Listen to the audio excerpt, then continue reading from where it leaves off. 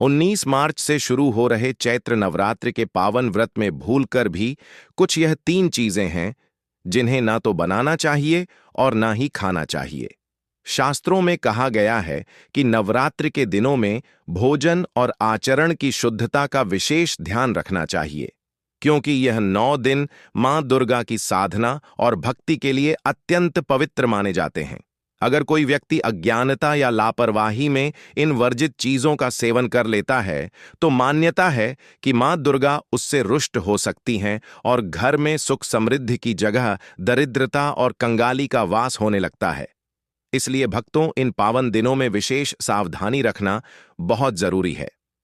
पूज्य गुरुजनों की कथा में भी बताया गया है कि जो भी भक्त नवरात्रि के व्रत में इन वर्जित वस्तुओं से दूर रहता है, उस पर मां नवदुर्ग की असीम कृपा बरसती है, घर में खुशहाली आती है और जीवन की कई परेशानियां दूर हो जाती हैं। इसलिए आज की इस महत्वपूर्ण वीडियो में हम आपको उन 3 चीजों के बारे में बताएंगे जिन्हें चैत्र नवरात्रि के व्रत में भूलकर भी नहीं खाना चाहिए।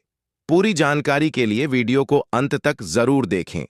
बाद में यह मत कहना कि बताया नहीं। माताएं बहनें, आप सभी को हम बता दें कि आश्विन माह में मनाई जाने वाली नवरात्रि को शारदीय नवरात्रि के नाम से जाना जाता है। इसकी शुरुआत हर साल आश्विन माह के शुक्ल पक्ष की प्रतिपदा तिथि से होती है। चैत्र नवरात्रि 2026 की शुरुआत 19 मार्च 2026 गुरुवार से होगी और इसका समापन 27 मार्च 2026 शुक्रवार रामनवमी के दिन होगा। नवरात्रि के पहले दिन कलश स्थापना, घट स्थापना का विशेष महत्व होता है और इसका शुभ मुहूर्त 19 मार्च को सुबह लगभग 6:10 से 8:35 तक रहेगा, जिसमें सबसे उत्तम समय लगभग 6:41 से 7:48 तक माना जाएगा। जबकि अभिजीत मुहूर्त में भी दोपहर लगभग 1:25 बजे से 12:45 बजे तक घट स्थापना की जा सकती है। इन 9 दिनों में मां दुर्गा के 9 स्वरूपों की पूजा की जाती है। दुर्गा अष्टमी 26 मार्च 2026 को मनाई जाएगी और 27 मार्च 2026 को रामनवमी के साथ चैत्र नवरात्रि का समापन होगा। इस दौरान भक्त व्रत, पूजा पाठ और कन्या पूजन करके मां दुर्गा की कृपा प्राप्त करते हैं। नवरात्रि व्रत के दौरान अक्सर लोगों को कुछ ऐसी चीज खाने की सलाह दी जाती है जो न केवल शरीर को ऊर्जावान बनाए रखती है, बल्कि व्यक्ति को लंबे समय तक भूख भी नहीं लगने देती। लेकिन अक्सर लोग जानकारी की कमी के कारण अपनी डाइट में कुछ ऐसी चीजों को जोड़ लेते हैं जो सेहत को नुकसान पहुंचा सकती हैं। इन चीजों के कारण अक्सर व्यक्ति को पेट से जुड़ी समस्याएं होने लगती हैं। साथ ही थकान और सुस्ती भी आती है। ऐसे में इन चीजों के बारे में पता होना जरूरी है। आज का हमारा लेख इसी विषय पर है। आज हम आपको अपने इस लेख के माध्यम से बताएंगे कि नवरात्रि व्रत के दौरान ऐसी कौन सी चीजें हैं जिनके सेवन से व्यक्ति को नुकसान पहुंच सकता है। नवरात्रि व्रत में क्या नहीं खाएं? अनाज। नवरात्रि व्रत के दौरान अनाज खाने से बचना चाहिए, क्योंकि यह व्रत में पूरी तरह से वर्जित होते हैं। इसमें गेहूं के आटे से लेकर मकई का आटा, सूजी और सभी प्रकार की दालों से बचना चाहिए। इसकी जगह आप साबूदाने और कट्टू के आटा खा सकते हैं। प्याज। नवरात्रि के दौरान हरगिज प्याज का सेवन नहीं करना चाहिए। यह तासिक भोजन में आती है और इसके सेवन से आपका व्रत टूट सकता है। ऐसे फूड्स खाने से भी बचें जिसमें प्याज हो। आप लौकी, आलू और टमाटर का सेवन कर सकते हैं। साथ ही नवरात्रि के दौरान लहसुन खाने से भी बचना चाहिए, क्योंकि यह तामसिक भोजन की श्रेणी में आता है। ज्यादा तला भुना। नवरात्र के व्रत में कई बार आप लंबे समय तक भूखे रहते हैं। माताएं बहनों, महायुद्ध टीवी चैनल आपसे एक अनुरोध करना चाहेगा कि आप कमेंट बॉक्स में जय माता रानी अवश्य ही लिख दीजिए, जिससे कि माता रानी आपकी हर एक मनोकामना इच्छा पूरी कर दें और आप पर अपना विशेष आशीर्वाद आपको प्राप्त हो सके। इसीलिए माता रानी के लिए इस वीडियो को लाइक और कमेंट बॉक्स में जय मां अवश्य ही लिखें। ऐसे में ज्यादा तला भुना खाने से ब्लोटिंग की समस्या हो सकती है। इस कारण आपकी तबीयत भी खराब हो सकती है। इस समस्या से राहत पाने के लिए हल्का और सुपाच्य भोजन खाएं। नवरात्रि में निम्नलिखित चीजें नहीं खानी चाहिए। मांसाहारी भोजन: मांस, मछली, अंडे और अन्य मांसाहारी उत्पाद। ये भोजन तमसिक ऊर्जा को बढ़ाते हैं और आध्यात्मिक विकास को बाधित करते हैं। नवरात्रि में मांसाहारी भोजन खाने से देवी की पूजा का फल नहीं मिलता है। मांसाहारी भोजन से शरीर में नकारात्मक ऊर्जा का प्रवाह होता है और मन अशांत होता है। शराब और नशीले पदार्थ, शराब, बियर, वाइन और अन्य नशीले पदार्थ, यह पदार्थ नकारात्मक ऊर्जा को बढ़ाते हैं और मन को अशांत करते हैं। नवरात्रि में शराब और नशीले पदार्थों का सेवन करने से घर में अशांति और कलह का माहौल बनता है। शराब और नशीले पदार्थों से शरीर और मन दोनों पर नकारात्मक प्रभाव पड़ता है। लहसुन और प्याज, लहसुन, प्याज और अन्य अशुद्ध सब्जियां, यह भोजन तमसिक ऊर्जा को बढ़ाते हैं और आध्यात्मिक विकास को बाधित करते हैं। नवरात्रि में लहसुन और प्याज का सेवन करने से शरीर में गर्मी बढ़ती है और आध्यात्मिक विकास बाधित होता है। लहसुन और प्याज के बजाय अन्य सब्जियों का सेवन करना चाहिए। कच्चा अनाज, कच्चा चावल, कच्चा गेहूं और अन्य कच्चे अनाज, यह भोजन पाचन संबंधी समस्याएं पैदा कर सकते हैं। नवरात्रि में कच्चा अनाज खाने से शरीर में शुद्धता और स्वच्छता नहीं रहता। कच्चा अनाज खाने से शरीर में ऊर्जा की कमी होती है। तेल और घी से बने व्यंजन, फ्राइड फूड, पकौड़े और अन्य तेल और घी से बने व्यंजन, यह भोजन नकारात्मक ऊर्जा को बढ़ाते हैं और शरीर में मेद और कफ बढ़ाते हैं। नवरात्रि में तेल और घी से बने व्यंजनों का सेवन करने से घर में अशांति और कलह का माहौल बनता है। तेल और घी से बने व्यंजनों के बजाय अन्य तेलों का सेवन करना चाहिए। मछली और अन्य समुद्री भोजन, मछली, झींगे और अन्य समुद्री भोजन, यह भोजन तमसिक ऊर्जा को बढ़ाते हैं और आध्यात्मिक विकास को बाधित करते हैं। नवरात्रि में मछली और अन्य समुद्री भोजन खाने से शरीर में तमसिक ऊर्जा का प्रवाह होता है। मछली और अन्य समुद्री भोजन खाने से मन अशांत होता है।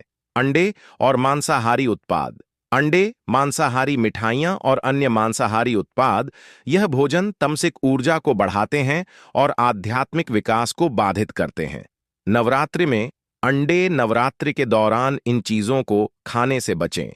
कुछ लोग नवरात्रों में अपने दिन की शुरुआत फलों के साथ करते हैं, लेकिन नाश्ते में केवल फल खाना सेहत के लिए नुकसानदायक हो सकता है। माताएं बहनों, महायुद्ध टीवी चैनल एकमात्र ऐसा चैनल है जो फ्री माध्यम से आप सभी को इतनी ज्ञानवर्धक जानकारी देता है।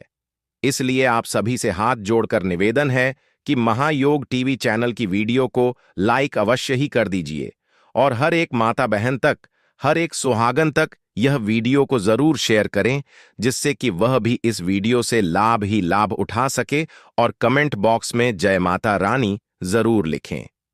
फल खाने से न केवल शरीर में ब्लड शुगर लेवल तेजी से बढ़ सकता है, बल्कि व्यक्ति को थोड़े ही वक्त में भूख लगना भी शुरू हो जाती है। ऐसे में व्यक्ति को नाश्ते में फलों के साथ साथ सीड्स, ड्राई फ्रूट्स या जूस आदि को भी जोड़ना चाहिए। ऐसा करने से आपकी डाइट नियंत्रित रह सकती है। अक्सर लोग नवरात्रों के व्रत में अपनी डाइट में साबूदाने को जोड़ते हैं। साबूदाने को वह खिचड़ी के रूप में जोड़ते हैं, तो कुछ साबूदाने की टिक्की के रूप में इसका सेवन करते हैं। लेकिन आपको बता दें कि किसी भी चीज की अति हेल्थ को नुकसान पहुंचा सकती है। ऐसा ही कुछ साबूदाने के साथ भी है। यदि साबूदाने की खिचड़ी का सेवन जरूर से ज्यादा किया जाए, तो इससे साबूदाने में पाए जाने वाला स्टार्च शरीर में ग्लूकोज के रूप में बदल जाता है, जिसके कारण शरीर में ब्लड शुगर लेवल तेजी से बढ़ने लगता है। बता दें कि ब्लड शुगर लेवल बढ़ने से शरीर में एनर्जी की कमी हो जाती है और व्यक्ति को भूख भी ज्यादा लगती है।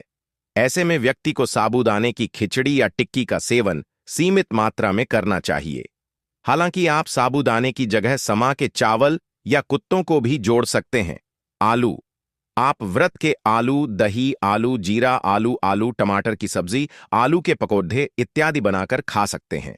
हगें, कद्दू, कद्दू की सब्जी, हलवा, खट्टा मीठा कद्दू की सब्जी या पकौड़े बनाकर खा सकते हैं।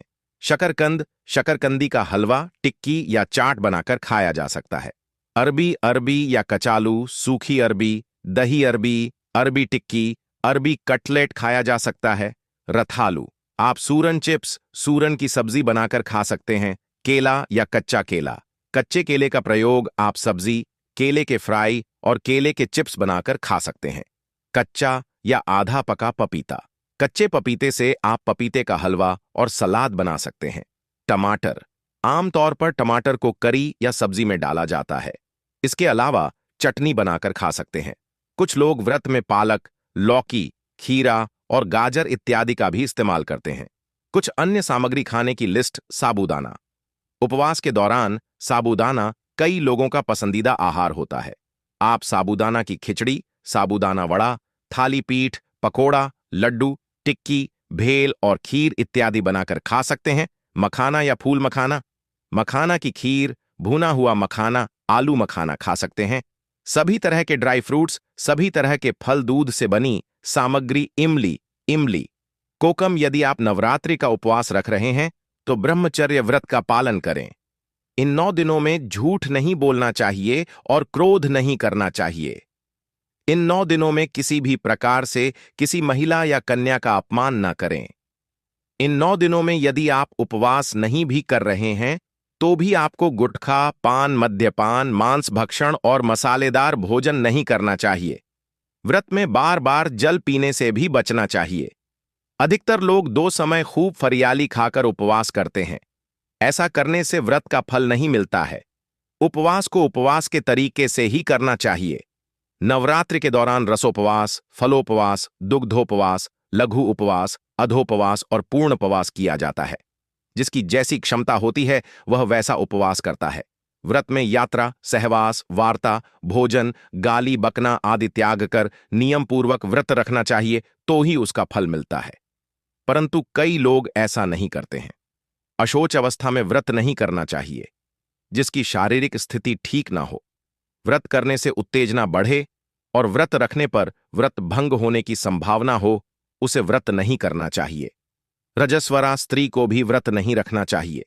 यदि कहीं पर जरूरी यात्रा करनी हो तब भी व्रत रखना जरूरी नहीं है। युद्ध के जैसी स्थिति में भी व्रत त्याज्य है। माताजी का व्रत रखकर शास्त्र सम्मत विधिवत पूजा अर्चना करना चाहिए। माता बहनों, वीडियो को लाइक जरूर कर दें और महायोग टीवी चैनल को सब्सक्राइब ना किया हो तो जरूर कर दें। व्रत को बीच में ही तोड़ना नहीं चाहिए।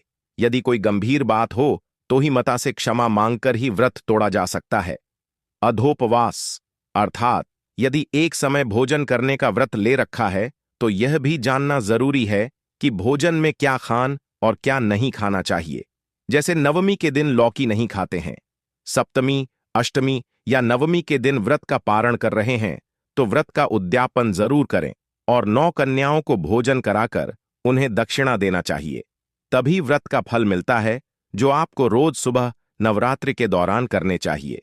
मित्रों, आगे बढ़ने से पहले आप सभी से हाथ जोड़कर निवेदन है कि महायुद्ध टीवी चैनल की इस वीडियो को आप लाइक जरूर कर दें और हर एक उसे माता बहन का जरूर शेयर करें।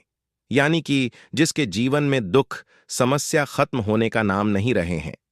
व्यक्ति को यह वीडियो की जरूरत है जिससे कि हर कोई इस वीडियो से लाभ ही लाभ उठा सके और वीडियो को लाइक और शेयर जरूर करें। साथ ही साथ कमेंट के नीचे जय मां दुर्गा जरूर लिखें। मां दुर्गा के दरबार के अंदर आपकी हाजिरी लग जाए। आप बात करते हैं आपको कौन से उपाय करने चाहिए। दोस्तों, नवरात्रि का दौरान पिता का दिन होता है, अच्छा पवित्रता का दिन होता है। माताएं बहनों, महायोग टीवी चैनल आपको कभी कोई गलत जानकारी नहीं देगा। इसलिए आप सच्ची हृदय से वीडियो को लाइक जरूर करें और ज्यादा से ज्यादा शेयर करें जिससे कि माता दुर्गा की यह वीडियो भारत की हर कोने में पहुंच सके। क्योंकि हमारा यह संकल्प है कि भारत की हर कोने में महायोग टीवी चैनल की यह वीडियो पहुंची और उससे वह लाभ ही लाभ, हर माता बहन इस वीडियो से लाभ ही लाभ उठा सके। इसीलिए आप इस वीडियो को ज्यादा से ज्यादा शेयर करें और कमेंट बॉक्स में जय मां दुर्गा अवश्य ही लिखें जिससे कि माता दुर्गा की कृपा आप पर एवं आपके पूरे परिवार पर हमेशा ही बनी रहे। जय मां दुर्गा। तो इस बात का आपको जरूर ध्यान रखना चाहिए कि नवरात्रि की जो भी सुबह होती है आपको ब्रह्म मुहूर्त के अंदर ही उठ जाना चाहिए। नवरात्रि को देर तक आपको नहीं सोना चाहिए क्योंकि साक्षात मां दुर्गा सुबह धरती भ्रमण के लिए निकलती है और जिस घर के अंदर एक्टिव एनर्जी होती है वहां पर अपने आप ही मां दुर्गा प्रवेश कर जाती है और अपने कामों के अंदर लग जाए। आप नवरात्रि के दौरान इस बात का जरूर ध्यान रखें कि नवरात्रि के दौरान इन 9 दिनों के अंदर सुबह भगवान सूर्य देव को जल अर्पित जरूर करें। और नवरात्रि के दौरान दोस्तों, अगर आप सूर्य देव को जल अर्पित करते हैं तो उसके अंदर लाल चीज जरूर डालें, ताकि मां दुर्गा का आपके संपूर्ण आशीर्वाद प्राप्त होगी। या पूजा पाठ से जुड़ी किसी भी तरह की कोई लाल एक चिमटी चीज आप डालकर भगवान सूर्य देव को अर्घ दें। सुबह के समय दोस्तों, आपकी कुंडली के अंदर सूर्यदेव कितने मजबूत होंगे कि समझ लीजिए कि आपके जीवन के अंदर खुशियों की झोली भर जाती है। और नवरात्रि के दौरान यह उपाय बलवती हो जाता था। दुगना प्रभाव आपको देखने को मिलता है। शक्ति के दौरान रखें। छोटे छोटे उपाय हैं। आज हम आपको इस सीरीज के अंदर छोटे छोटे उपाय बताएंगे। ऐसा नहीं कि आपको इन सबको करना है। कोई भी एक उपाय कीजिए, आपको लाभ प्राप्त होगा। नवरात्रि के दौरान जैसे तो आप अपने घर का झाड़ू निकालते हैं, लेकिन नवरात्रि के दौरान दोस्तों, अपने द्वारा को झाड़ू के माध्यम से सफाई करना और अपने द्वारा की सफाई करना और नवरात्रि की सुबह सुबह अपने घर के द्वार खोलकर रखना, बस आप मात्र इतना कर लें। समझ लीजिए कि मां दुर्गा आपके घर के अंदर प्रवेश कर लेगी और मां दुर्गा की कृपा से आपके जीवन के अंदर, मां लक्ष्मी की कृपा से आपके जीवन भर के अंदर कभी भी धन की कमी नहीं होगी। इसका कारण यह होता है दोस्तों, ब्रह्म मुहूर्त के अंदर मां दुर्गा धरती भ्रमण के लिए निकलती है। अपने साथ उनकी सखियां मां सरस्वती, माता पार्वती, मां लक्ष्मी आदि अनेक रूपों के अंदर उनकी सहेलियों होती है। उनके ही रूप होते हैं। अगर उनमें से कोई भी एक रूप आपके घर के अंदर प्रवेश कर गया, समझ लीजिए। और दोस्तों, जहां पर देवता वहीं निवास करते हैं जहां पर साफ सफाई होती है। इसलिए नवरात्रि के दौरान अपने घर की, अपने द्वारा की सफाई जरूर रखें सुबह सुबह के समय, ताकि आपके घर के अंदर बीवियों का प्रवेश हो सके। नियम यह होता है कि नवरात्रि के दौरान से ही अपने घर के मुख्य द्वार पर आपको रंगोली बना देनी चाहिए था, कि वास्तव में हर हिंदू अपने घर के द्वारा के आगे रंगोली बना था, जिसकी वजह से, जिसका तात्पर्य होता था कि नकारात्मकता उसने रंगोली से आगे ही नहीं आ पाती थी और सकारात्मक देवी देवताओं को वह चीज बहुत ज्यादा आकर्षित करती थी और उसे घर के अंदर अपने आप ही माता लक्ष्मी का वास होने लगता था। तो आप क्या करें कि अपने घर के द्वार पर रंगोली बना दें, ताकि क्या पता 9 दिनों के अंदर दीपावली तक को कौन सा आपके घर के अंदर ऐसा सुख सहयोग बने कि देवी देवता आपके घर के अंदर प्रवेश कर जाएं और आपको उसका सकारात्मक परिणाम देखने को मिले। तो आप रंगोली का निर्माण नवरात्रों के दौरान जरूर कीजिए। कि अगर आपके जीवन के अंदर आपको धन की कमी का बहुत ज्यादा सामना करना पड़ रहा था, परिवार के अंदर आए दिन की लड़ाई झगड़ा होता रहता था, आप चाहते थे कि वह लड़ाई झगड़ा कैसे करके समाप्त हो जाए, तो दोस्तों, इस नवरात्रि के दौरान आप इन चीजों से छुटकारा पा सकते हैं। अगर कोई भी नवरात्रि के दौरान यह उपाय करेगा, उसे लाभ ही लाभ प्राप्त होगा। माता रानी का आसीन आशीर्वाद प्राप्त होगा। उसकी हर मनोकामना इच्छा पूरी हो जाएगी। पर आपसे एक अनुरोध और करना चाहिए कि आप अपनी राशि को कमेंट बॉक्स में जरूर डाल दें, क्योंकि वहां महायोग टीवी चैनल एकमात्र ऐसा चैनल है जो आपकी राशि से जुड़ा कुछ ऐसे उपाय होते हैं जो नवरात्रि में आपको जरूर ही कर देने चाहिए, वह भी बताता है। इसलिए आप अपनी राशि को कमेंट बॉक्स में जरूर डाल दें। हम विशेष रूप से आपकी राशि को देखेंगे और उसका उपाय भी आपको हम महायोग टीवी चैनल के माध्यम से बताइए। मित्रों, आपको हम बता देती कि नवरात्रों के दौरान अपने घर का जो मुख्य द्वार होता है, अपने घर के मुख्य द्वार पर एक स्वास्तिक का निर्माण जरूर करें। आपकी कोई मजबूरी है क्या? घर के मुख्य द्वार पर आप स्वास्तिक नहीं बना सकते तो आप क्या करें, उसके ऊपर स्वास्थ्य का निर्माण कर लें और अपने मुख्य द्वार के अंदर की तरफ या बाहर की तरफ वहां पर उसे पेपर को आपको रख देना चाहिए। आपको उतना ही फल प्राप्त होगा। आप देखते जाइए कि आपके जीवन अपने के अंदर कभी भी किसी प्रकार का कोई दुख नहीं होता है। आपके जीवन के अंदर किसी भी प्रकार की कोई समस्या नहीं आती है। मां दुर्गा का बहुत ही चमत्कारी उपाय है। कोई स्वास्तिक अपने आप के घर की जो नकारात्मक चीज होती है, बुरी शक्तियां होती हैं, नजर दोष होता है, उसको वहीं पर समाप्त कर देता है और सकारात्मक शक्तियों को आपके पास अपने आप ही आमंत्रित करता है। दोस्तों, नवरात्रि के दौरान आ जाती है। आपके द्वार पर कोई पशु आ जाता है तो दोस्तों, उनको कभी भी खाली हाथ नहीं लौटना चाहिए। लेकिन नवरात्रि के दौरान दोस्तों, धरती पर ज्यादा आकर्षित होते हैं। अपने आप ही पता नहीं किस रूप के अंदर कोई देवी देवता आपके घर के अंदर आ जाए और आपके पूरे शब्द या आपके द्वारा दी गई और ना उन्हें अगर क्रोधित कर देती है तो वह आपके घर पर दोबारा लौट कर नहीं आते। अनुसार कोई साधु बाबा, कोई भिखारी आपके घर आ जाए तो आप उसे पहले तो अपने रुपया भी ना दें। बस अपने खाने के लिए कुछ चीज नवरात्रों के दौरान अनुदान बहुत अच्छा माना जाता है। और ऐसा माना जाता है कि अगर आपने आने का दान कर लिया तो समझ लीजिए कि आपको सुख प्राप्त हो गया। उनके माध्यम से ही आपको सब चीज मिल जाती है, तो फिर आपको क्या करने की आवश्यकता रहती है। इसीलिए नवरात्रि के दौरान अपने द्वार पर सुबह के समय अगर कोई आता है तो आप उससे कुछ ना कुछ देखकर ही आप घर से विदा करें कि नवरात्रि के रोज सुबह आपको एक उपाय कर देना चाहिए। निश्चित तौर से धन से भर देती है। नहीं, आपको कोई प्रकार का कोई समस्या आने वाली है। नवरात्रि के दौरान दोस्तों, आपको जरूरत होती है आपके आसपास सकारात्मक ऊर्जा बढ़ाने की माध्यम से संबंध होता है। हमने भी आपको कितनी बार ही बोला है कि तुलसी को दीपक रात्रि के समय जलाना चाहिए और तुलसी के आगे रात्रि के समय दीपक जलाकर तुलसी मित्रों का जाप करना चाहिए कि घर के अंदर जो तुलसी का पौधा है, सुबह ब्रह्म मुहूर्त के अंदर, अर्थात कि सूर्य उदय होता है और आप भगवान सूर्य देव को जल देते हैं, इस समय एक नियम बनाने कि उसमें आप एक शुद्ध घी का दीपक तुलसी के आगे जरूर करें और साथ ही साथ धूप दीप अगरबत्ती भी आपसे संभोग हो तो ज्यादा से ज्यादा आप करें। क्योंकि दोस्तों, नवरात्रों के दौरान तुलसी माता को सुबह और शाम के समय वैसे भी आगे कार्तिक का महीना होता है। समझ लीजिए कि कार्तिक महीने के अंदर जितनी ज्यादा तुलसी की पूजा की जाए उतना ही ज्यादा आपको प्रभाव देखने को मिलता है।